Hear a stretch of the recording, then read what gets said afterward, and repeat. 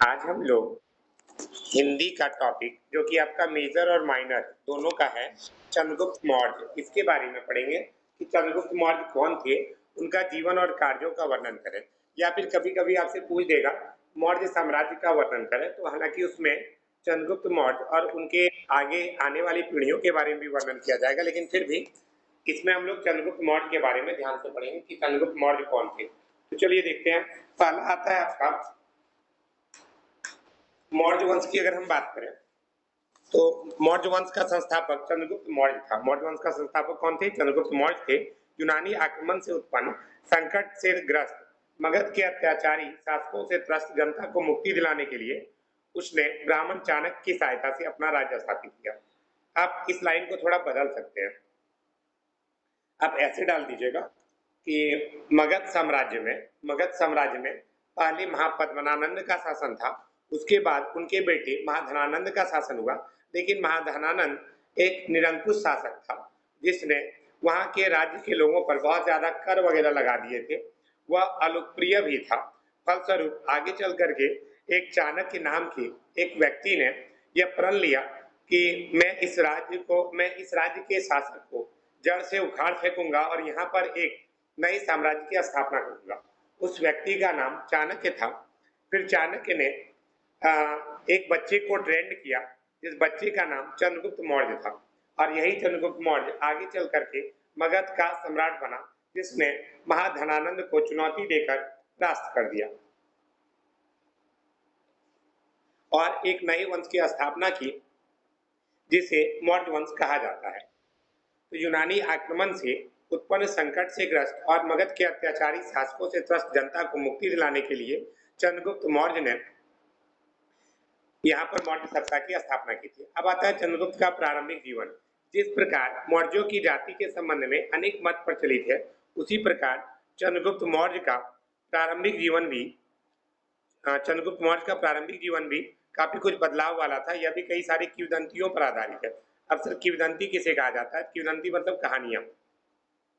बौद्ध ग्रंथों के अनुसार चंद्रगुप्त मौर्य के पूर्वज पीपल वन के शासक थे। जब यह राज्य मगध साम्राज्य का शिकार बन गया, तब मौर्य कुल के व्यक्ति सामान्य जीवन व्यतीत करने लगे और चंद्रगुप्त का बाल्य जीवन भी जंगलों में बीता था।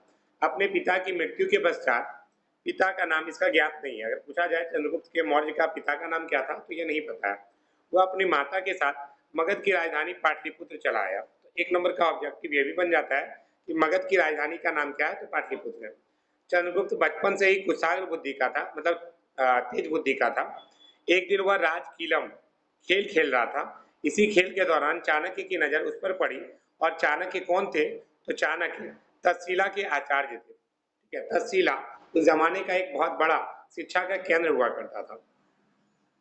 वह यूनानी आक्रमणकारियों से भारत को स्वतंत्र कराने का संकल्प लेकर मगध के शासक धनानंद के पास आए थे, लेकिन धनानंद ने उसे अपमानित करके बाहर कर दिया था। किसको? मगध के राजगुरु। मगध के राजगुरु का नाम क्या दिया गया है? सॉरी, मगध के गुरु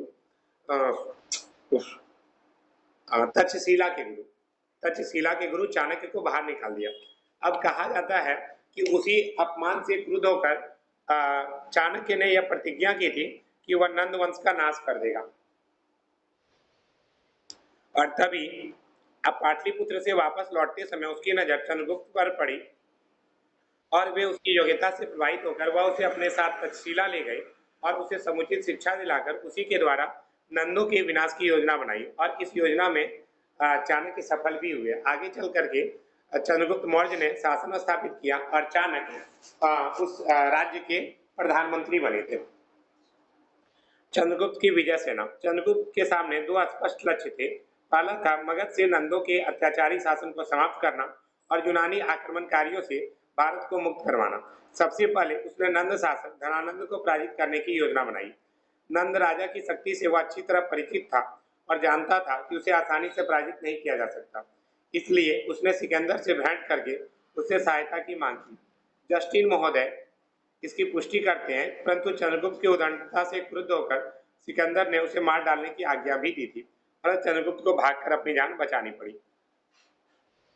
तो देखो, तो ये चीज कहा गया है कि पहले इसका दो वंश था। पहला इसका मानना यह था मनसा कि भाई नंदों के अत्याचारी शासन को समाप्त करेगा और यूनानी आक्रमण से भारत को मुक्त कराएगा।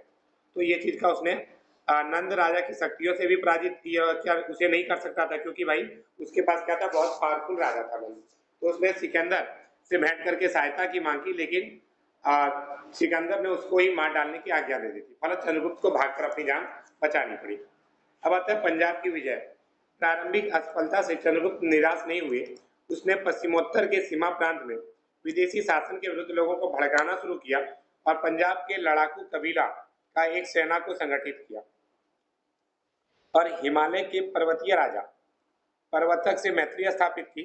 अब पंजाब की जो स्थिति बिगड़ती जा रही थी उसमें इन्होंने सुधार